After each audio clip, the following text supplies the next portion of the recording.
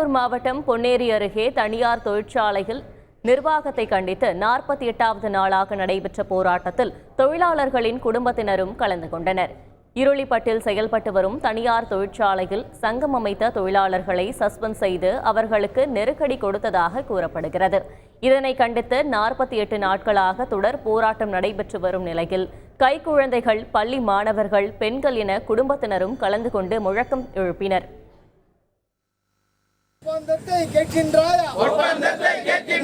தொழிலாளர்கள் வேலை நிறுத்தம் செய்கின்ற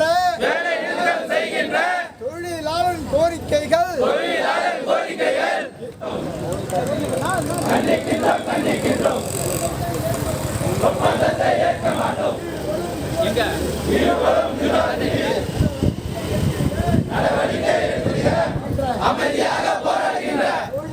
போராட்டத்தை